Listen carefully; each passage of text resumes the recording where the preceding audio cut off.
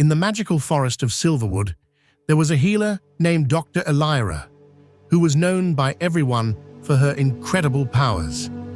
She was a kind woman with red-brown hair, tied in a loose braid, bright green eyes, and wore a beautiful forest green dress that had golden vines embroidered on it.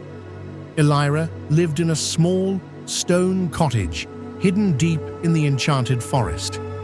The cottage was covered with ivy, and inside it was filled with shimmering potions, old scrolls, and all kinds of magical tools used for healing and alchemy. Elyra got her magical gifts from her grandmother, a wise and powerful witch who taught her how to use both magic and medicine. Under her grandmother's guidance, Elyra learned to heal not only the body, but also the heart and soul. She became famous for her special abilities, and people from far and wide would visit her for help. One stormy evening, as rain poured down and the wind howled, Elyra heard a knock at her door. When she opened it, she found Prince Aric standing outside. He had dark black hair and bright blue eyes, but what made him stand out were the golden dragon scales growing on his arms and neck. He looked troubled, and Elyra could tell that something magical and dangerous had happened to him. Elyra invited Aric inside her cozy cottage. She held her glowing staff, which lit up the room with a soft light, and examined the prince carefully. Prince Aric told him that he become dragon at every night. She saw that the golden scales were a sign of a powerful curse, one that had affected him deeply.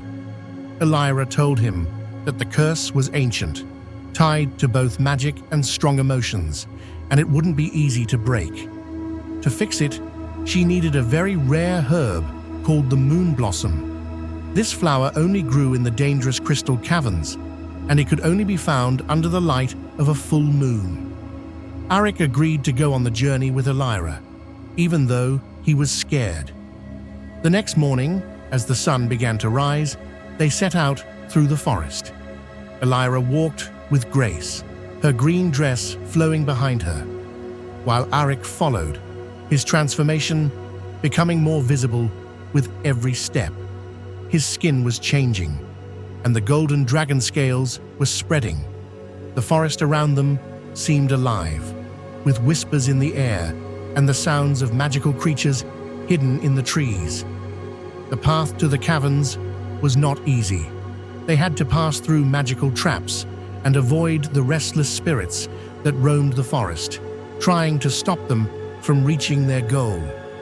When they finally reached the entrance of the Crystal Caverns, they saw bioluminescent moss glowing on the walls, lighting up the dark.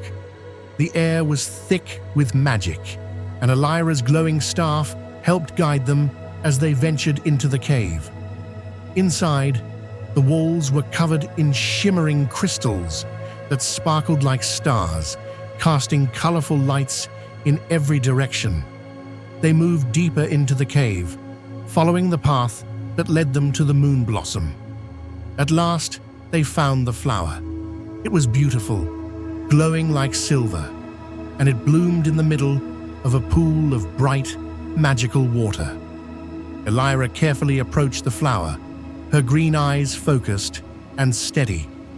Aric, now almost fully changed into a dragon, watched her nervously, feeling the curse growing stronger.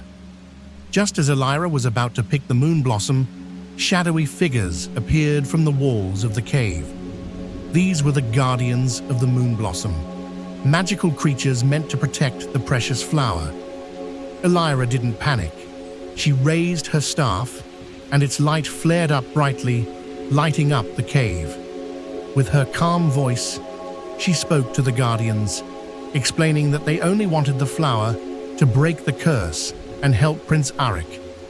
She used both her magic and kind words to show the creatures that their intentions were pure. Slowly, the guardians stepped aside, allowing Elyra to pick the Moonblossom. After that, Elyra and Aric hurried back to her cottage. Once they were back, Elyra began working right away.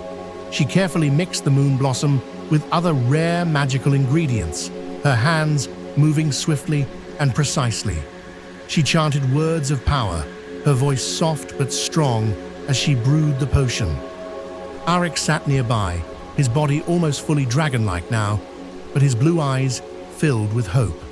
He watched Elyra work, his heart filled with both fear and trust. Finally, after what seemed like hours, Elyra finished the potion. It glowed brightly in a small vial.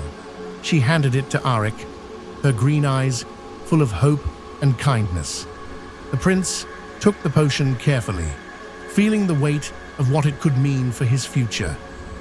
Elyra's magic had worked, and now it was up to the potion to break the curse and return Aric to his true self. Freed from darkness, the prince offered Elyra his kingdom, but she chose to stay in Silverwood, helping all in need.